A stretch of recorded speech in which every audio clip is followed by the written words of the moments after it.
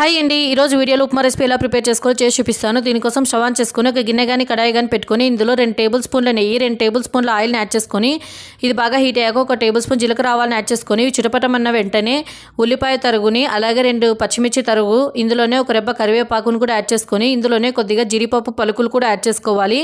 ఇవన్నిటిని కొద్దిగా ఫ్రై చేసుకున్న తర్వాత బాగా పనిన మీడియం సైజ్ గల టమోటోని ఇలా చిన్న ముక్కలు కట్ చేసుకొని యాడ్ చేసుకొని వీటిపైన స్కిన్ సపరేట్ అయిన తర్వాత ఇందులో వాటర్ని యాడ్ చేసుకోవాలి.